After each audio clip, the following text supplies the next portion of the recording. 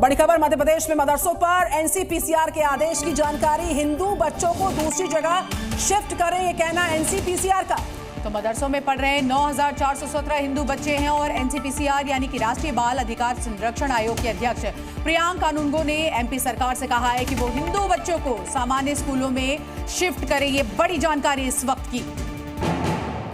लोकसभा चुनाव में महाराष्ट्र में झटका लगने के बाद बीजेपी ने अब विधानसभा चुनाव की तैयारियां शुरू कर दी है। आपको बता दें, शुक्रवार को महाराष्ट्र बीजेपी की बैठक हुई। बैठक के बाद बीजेपी के प्रदेश अध्यक्ष चंद्रशेखर बावनकुले ने कहा कि महाराष्ट्र में महायुति टूट जाएगी, अजित पवार बाहर चले जाएंगे और ये झूठे नैरेटिव सेट किए जा रहे हैं। शिंदे, फडणवीस और अजित पवार साथ रहेंगे और साथ में चुनाव भी लड़ेंगे। वहीं विपक्ष के झूठे नैरेटिव को खत्म करने की पूरी तैयारी है और राज्य में हम डोर टू डोर अभियान भी चलाएंगे।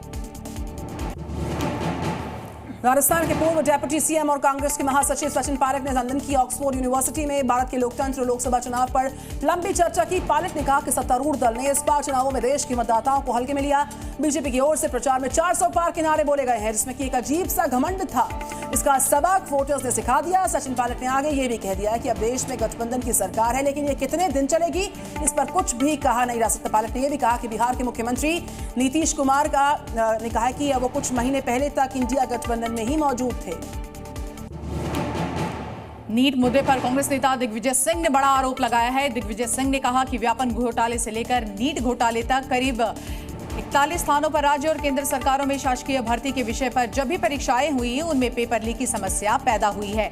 दुख इस बात का है कि प्रधानमंत्री इस पर चुप हैं। एनटीए कहती है कि कोई अधिनियमितता नहीं हुई है और सरकार को इसका जवाब भी देना होगा। वहीं दिग्विजय सिंह ने फोरेंसिक जांच की भी अब बड़ी मांग यहां पर कर दी है। योगी सरकार में मंत्री ओपी राजभर ने कहा कि एनडीए गठबंधन में जितने भी लोग हैं अपनी ओर से समीक्षा करेंगे। आखिर कमी कहां पर रह गई, दिक्कत कहां पर हुई। बीजेपी भी अपने नेताओं को लगाकर जमीन पर खबर इकट्ठा करवा रही है कि क्या कमी रह गई उनकी तरफ से। इसको दूर करके मजबूती से कदम बढ़ाया जाएगा, ऐसा कहा जा रहा है। कांग्रेस सांसद गौरव गोगोई ने एनडीए की जीत पर अब सवाल उठा दिए हैं। गोगोई ने कहा, एनडीए और आईएनडीआई गठबंधन के बीच सिर्फ 30 सीटों का अंतर है। लोगों ने बीजेपी को नैतिक रूप से हरा दिया है और खास तौर पर प्रधानमंत्री मोदी को, जो खुद वाराणसी में कई चरणों में पीछे चल रहे थे। वे जीत तो गए हैं, लेकिन ये जीत उतनी सुखद नहीं है। जेडीयू और टीडीपी सरकार के दो अहम घटक दल हैं। पीएम मोदी ने चुनावों के दौरान कांग्रेस के घोषणा पत्र के बारे में झूठ फैलाया था और मुझे उम्मीद है कि अब टीडीपी का घोषणा पत्र पढ़ेंगे। जेडीयू ने भी अग्निवीर योजना की समीक्षा करने की मांग कर ली थी।